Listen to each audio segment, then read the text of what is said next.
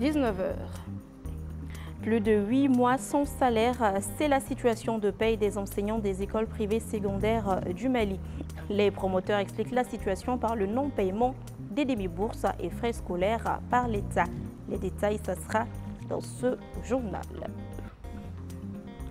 La population de Bankas a manifesté ce jeudi 18 avril 2024 contre l'insécurité grandissante dans le cercle.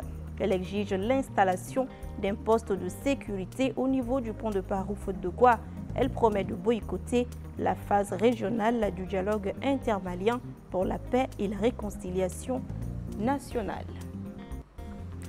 Après la sémasse de Mahmoud Dicko de l'Observatoire, le gouvernement vient de dissoudre, à travers le ministre d'État, ministre de l'Administration territoriale et de la décentralisation, l'association Coordination des organisations de l'appel du 20 février 2023 pour sauver le Mali. Les détails sur les motivations de cette décision à découvrir dans ce journal. Et voilà donc pour les sommaires. Un honneur de vous retrouver pour cette nouvelle page d'information. Bonsoir à tous et bienvenue dans cette édition. L'atelier de clôture du projet C'est la vie Mali s'est tenu ce jeudi 18 avril 2024 dans un hôtel de la place, exécuté par l'ONG RAES en collaboration avec l'unité de mise en œuvre pour le renforcement du système de santé. L'atelier a été l'occasion de présenter les réalisations, les résultats obtenus et les leçons apprises tout au long de sa mise en œuvre. Cet atelier a également permis d'échanger sur les perspectives en matière de renforcement du système de santé au Mali. Le compte-rendu est signé Lolo Madibati. Le projet C'est la vie Mali a été porté par l'ONG RAES en collaboration avec l'unité de mise en œuvre du renforcement du système de santé du Mali. Son objectif était de renforcer le système de santé au Mali en améliorant l'accès aux soins de santé de qualité pour la population. Ce projet, qui a duré 1 an, a été mis en œuvre dans la région de Koulikoro et du district de Bamako. Il avait pour mission de renforcer le niveau de communication sur les 4 maladies, notamment le paludisme, la tuberculose, le VIH-Sida et la COVID-19, afin d'obtenir les meilleurs résultats en termes de prévention, de dépistage et de prise en charge. Elle a été faite beaucoup plus axée sur les maladies, c'est-à-dire non seulement les 3 maladies qui sont subventionnées par le Fonds mondial, mais aussi les maladies qui sont liées aux épidémies de façon classique. Donc on a essayé de répertorier et de préparer également la population justement à pouvoir connaître non seulement ces maladies-là, mais également à anticiper sur la survenue des épidémies. Les résultats obtenus sont jugés satisfaisants. Les leçons apprises lors de la mise en œuvre du projet ont été les futurs projets de renforcement du système de santé au Mali. 98% des personnes qui ont été interrogées et qui ont été exposées au message de sensibilisation étaient prêts à se faire dépister du VIH. Et 91% se sentaient en mesure de se protéger contre ces 4 maladies qui sont le paludisme, la tuberculose, le VIH et la COVID-19. Cette première phase a touché plus de 12 millions de personnes à travers les différents canaux de communication. Ces résultats est salué par le représentant du ministre de la Santé et du Développement social qui a invité UMRS et l'ONG RAES à investir dans le secteur de la santé pour davantage améliorer la qualité de soins dans les services de santé. Tout en maintenant les acquis, nous envisageons d'entamer la deuxième phase du projet avec une extension sur d'autres zones d'intervention. L'objectif est clair pour nous. Il s'agit de renforcer encore davantage la lutte contre ces maladies en améliorant l'accès et l'accueil des populations au niveau des services de santé. Cet atelier de clôture a permis de mettre en lumière l'importance du renforcement du système de santé au Mali et de souligner la nécessité de poursuivre les efforts pour améliorer la santé et le bien-être de la population malienne. Je vous l'annonçais tout de suite dans les titres au cours du Conseil des ministres de ce mercredi 17 avril 2024. Le ministre d'État, ministre de l'Administration territoriale et de la décentralisation, a informé le Conseil de la dissolution de l'association Coordination des organisations de l'appel du 20 février 2023 pour sauver le Mali. Amadou Diarra nous en parle.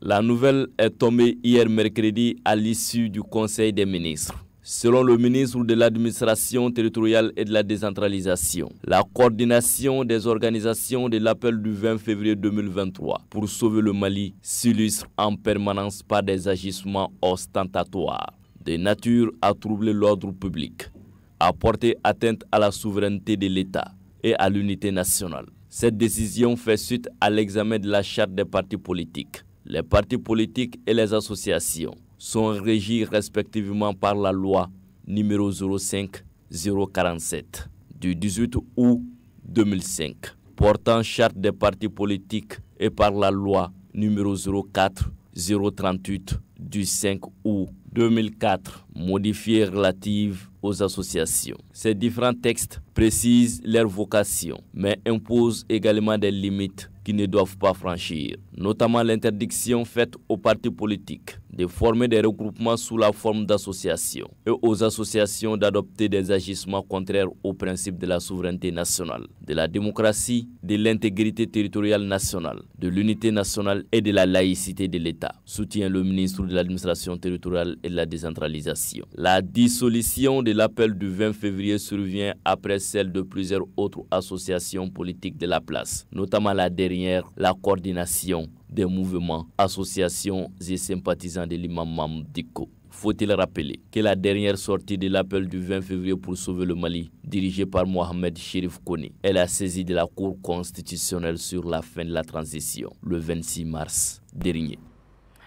Par ailleurs, la population de Bankas a manifesté ce jeudi 18 avril 2024 contre l'insécurité grandissante dans le cercle. Cette manifestation fait suite à l'enlèvement de 2 cars et de tous les passagers par des groupes armés terroristes sur la route nationale 15. Les détails avec Adam Tongar. L'insécurité persiste toujours dans le cercle de Bankas. Et la population de Bankas est plus que jamais déterminée à attirer l'attention des autorités sur la question. Après l'enlèvement le 16 avril dernier, de nombreux cars et de leurs passagers par des groupes armés terroristes évoluant dans la zone au niveau du pont de Parou, la population de la ville de Bankas a manifesté ce jeudi pour dénoncer la situation d'insécurité dans le cercle. Cette manifestation qui a mobilisé des centaines de personnes dans la ville de Bankas intervient 2 jours après l'enlèvement des 2 cars et de ses passagers. Pour se faire entendre, les manifestants ont bloqué la RN15. La population de Bankas, mécontente contre ce nouvel enlèvement, a initié une rencontre à la mairie réunissant toutes les forces vives de Bankas. À l'issue de cette rencontre, la population demande l'installation d'un poste de sécurité au niveau du pont de Parou, l'organisation d'une patrouille au niveau du pont pour mieux sécuriser les personnes et leurs biens dans ce secteur. À défaut de l'application de cette doléance, la population se réserve le droit d'observer une désobéissance au dialogue intermalien au niveau régional. L'actualité, c'est aussi l'affaire EDM SA et selon des informations proches du milieu judiciaire, la liberté provisoire a été acceptée pour certains suspects dans l'affaire dite EDM SA. Il s'agit notamment, selon les mêmes sources, de Joseph Terra, de Mamadou Sidibé, de Amina Niane et de Ousmane Traoré. D'autres personnes comme l'ancien ministre de l'Énergie, Lamine Sidou Traoré, les 2 anciens directeurs généraux, Omar Diarra et Koureichi Konaré, ainsi que l'ancien directeur administratif et financier, Boubacar Diallo, n'ont pas eu la même chance. La liberté provisoire leur a été refusée par la justice. Les écoles privées secondaires sont à plus de 8 mois sans salaire. Une situation déplorée par le syndicat libre des enseignants des écoles privées et Médersa du Mali. Les promoteurs des écoles privées, à travers le président de leur association, reconnaissent les faits et rejettent la faute sur l'État. La Sinjakiti. Suite au non-paiement des demi-bourses et les frais scolaires de l'année 2022-2023, les enseignants des écoles privées secondaires du Mali traversent des moments difficiles. Malgré les efforts de leurs syndicats, la situation reste précaire. Conscient des difficultés auxquelles les promoteurs font face, le SILEPMA rassure ses militants sur leur volonté à trouver une solution rapide, même s'il faut passer par la grève. Certains de nos collègues se trouvent déjà d'autres sont à 9 mois sans salaire, certains sont voire à 10 mois sans salaire. Donc les cas des anciens secondaires du privé, non seulement alarmantes et puis très très inquiétant. Donc ils ont presque épuisé toutes leurs ressources pour pouvoir subvenir aux besoins de leur famille. Mais j'indexe aussi les promoteurs, car il est grand temps de sortir dans ces logiques-là. On ne peut pas créer des établissements privés et compter uniquement sur la subvention de l'État. À chaque fois, ils nous reçoivent, ils nous écoutent, mais il n'y a pas de solution à leurs problèmes. Tant que c'est l'argent seulement qui peut régler un problème d'argent. Nous le savons tous. Moi, je suis sûre que là où nous sommes aujourd'hui, les anciens, ils sont capables de tout pour pouvoir réclamer leur dû. Tout en reconnaissant les efforts et la résilience de leurs enseignants face à cette situation, l'Association des promoteurs des écoles privées libres et Médersa du Mali a reconnu son incapacité à résoudre le problème. Selon eux, ils sont confrontés au même problème que les enseignants, vu que les demi-bourses et les frais scolaires de l'année 2022-2023 n'ont pas été payés. Ils lancent un cri de cœur à l'État pour que ce problème soit résolu vite pour le bonheur de l'école malienne. Bon, c'est une situation qui est là. C'est une triste réalité qui est là au sein de nos établissements respectifs, vu que nous attendons nos frais scolaires de l'année scolaire 2022-2023 qui s'est achevée depuis fort longtemps. Ces sous devraient être payés depuis mars 2023, mais malheureusement jusqu'à présent, ces sous ne sont pas encore payés par l'État malien. Et les chefs de famille qui travaillent dans nos murs sont dans les difficultés. Nos bailleurs sont dans des difficultés, les anciens sont dans des difficultés et nous, promoteurs aussi, nous sommes dans d'énormes difficultés. Le dernier message que j'adresse au niveau de nos enseignants, je les appelle à la retenue, qu'ils nous fassent confiance et j'interpelle l'autorité actuelle, qui est l'autorité de la transition, plus précisément le président de la transition, qu'il fasse tout pour qu'on ait une année scolaire apaisée, normale, qu'il fasse tout pour pouvoir payer les frais scolaires et demi-bourses de ces établissements-là, parce que c'est des salaires aussi. En cette veille des examens de fin d'année, il est impératif de trouver les voies et moyens pour résoudre ce problème. Sinon, les élèves en classe d'examen risquent d'en faire les frais. L'association Toboji, studio d'action artistique partagée, a tenu ce jeudi 18 avril 2024 une conférence de presse pour annoncer la tenue prochaine de la première édition du Festival international des arts et de la culture de Bla. Il s'agissait à travers cette conférence de lancer un appel à tous les Maliens en général et aux ressortissants de Bla en particulier pour une participation massive à cet événement artistique et culturel majeur dans la commune de Bla. Maïmouna Ouedraogo, Montala Ouattara, compte rendu. C'est du 12 au 18 mai 2024 que se tiendra la première édition du Festival international des arts et de la culture de Bla, FIAC Bla, dans la commune de Bla. Organisé par Toboji Studio Action Artistique Partagée en partenariat avec la mairie de Bla, cet événement a pour objectif d'apporter une contribution aux actions de développement durable dans la commune de Bla et environ à travers la promotion artistique, touristique et culturelle. La particularité de ce festival est quoi? Nous ne sommes pas là pour faire de l'art pour l'art. Et le festival de Bla ne sera pas un festival de trop. C'est un festival, c'est l'expression, je dis bien l'expression artistique et culturelle des populations pour le développement des communautés et à travers, en s'inspirant des valeurs culturelles et civilisationnelles qui sont propres à la commune de Bla et environ. Pour cette première édition, le thème retenu est « Emploi des jeunes en milieu rural », un thème qui a tout son sens selon le président de l'association Tobodji. Nous savons que le pôle emploi, la question d'emploi actuellement au Mali, pas que seulement au Mali, mais moi je parle du Mali, est un problème crucial aujourd'hui. Et pourtant, il y a des possibilités d'emploi. En tout cas, dans le domaine de la culture, des arts de la culture, nous avons beaucoup d'opportunités, peut-être qui ne sont pas exploitées. Ce festival pourrait avoir beaucoup d'impact sur l'employabilité de la jeunesse, des jeunes des 17 communes du cercle de Bla. Aussi des impacts pour réduire les flux migratoires de la jeunesse. Durant ces festivals, plusieurs activités sont prévues telles qu'une foire de présentation des produits d'art et agricoles de Bla, des conférences débats, des séances de projection cinématographique des films de sensibilisation sur la citoyenneté, des manifestations folkloriques, entre autres.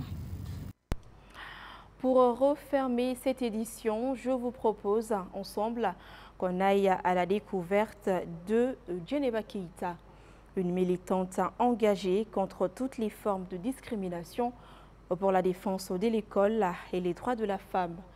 Celle que vous allez découvrir tout à l'heure est l'incarnation de la femme battante. Originaire du Mali, elle ne cesse de parler d'elle de par son travail et son humanisme. Je vous propose de la découvrir ensemble avec Assiton Diallo et Montala Ouattara. Franco-malienne, Djeneba Keïta est née au Mali où elle a grandi. Après avoir obtenu son baccalauréat au pays, elle s'envola pour la France où elle a poursuivi ses études. Alors moi je suis franco-malienne, mais je suis née au Mali à Keïta et j'ai grandi au Mali jusqu'au bac. Après le bac, je suis partie à l'étranger pour les études. Engagée et déterminée, Djeneba Keïta va très vite devenir une militante engagée contre toutes les formes de discrimination pour la défense de l'école et les droits des femmes. J'ai d'abord commencé l'éducation qui était une priorité pour moi vu que j'avais des enfants. J'ai intégré une association de parents d'élèves où j'ai monté, je suis devenue la présidente dans la ville, au niveau départemental aussi. Après, je me suis battue aussi pour les parents sans papier dont les enfants sont inscrits à l'école. Dans ce cadre-là, on a créé aussi le réseau d'éducation sans frontières. En même temps, je me battais aussi pour les causes féministes. Elle ne s'arrêta pas en de si bons chemins. En effet, dans l'optique de mieux appuyer ses convictions pour une société juste et solidaire, elle s'engage en politique. En juin 2007, elle devient la suppléante du député de la 7e circonscription de la Seine-Saint-Denis. Et aux élections régionales de mars 2010, elle est élue au Conseil régional d'Île-de-France. Et ceci n'est que le début d'une grande carrière de la femme d'engagement qu'elle est. En 2014, elle a été élue maire adjointe de la ville de Montreuil et vice-présidente de la communauté d'agglomération Est Ensemble. Du coup, après, j'ai intégré la politique, où j'ai été élue conseillère régionale, où j'ai été élue aussi suppléante de députée, maire adjointe 2 fois de suite, et puis maintenant vice-présidente à la métropole du Grand Paris. Pour faire ce chemin, cela n'a pas été facile pour Djeneba Keïta. Elle a dû faire face à plusieurs préjugés qu'elle n'a pas échoué à transcender. La difficulté, c'est les préjugés, c'est la discrimination. Les préjugés sont de 2 ordres, c'est être femme et être noire. C'est de montrer qu'on a les mêmes compétences que ceux qui pratiquent ces discriminations. C'est de travailler 2 fois plus que les autres. C'est de montrer qu'on a les vraies compétences et quand on y arrive, après on est respecté. Philanthrope, Djeneba Keïta pense à ses compatriotes restés au pays en situation de besoin. Elle fait régulièrement des dons aux plus nécessiteux. Alors à Bamako, je suis venue d'abord dans le cadre d'une mission qui était que de 4 jours. Après, je suis restée puisque c'était le Ramadan pour pouvoir faire mes actions humanitaires, faire des dons dans les orphelinats, aider les hôpitaux, aider les personnes démunies. Conscient de la réalité de l'Occident, la vice-présidente de la métropole du Grand Paris déconseille la migration irrégulière. Les jeunes, les conseils que je peux leur donner, c'est vraiment d'essayer de trouver le visa pour rentrer normalement. d'éviter de partir par la mer, d'essayer de voir ce qu'ils peuvent trouver ici. Ça n'empêche pas qu'ils peuvent sortir parce qu'on est dans la mondialisation, tout le monde a le droit de sortir. Comme l'a dit Michelle Obama, la réussite, ce n'est pas combien d'argent vous gagnez, c'est l'impact que vous avez sur la vie des gens. Djeneba Keïta a su impacter la vie de plusieurs personnes, ce qui lui a d'ailleurs valu d'être une source d'inspiration pour beaucoup de jeunes. Ce qui lui a valu d'être d'ailleurs une source d'inspiration pour beaucoup de jeunes. Et voilà, cette édition est terminée. Merci à tous ceux qui ont contribué à sa réalisation. Un grand merci à vous également de l'avoir suivi. Au plaisir de vous retrouver demain, même heure, à même chaîne. Bonsoir.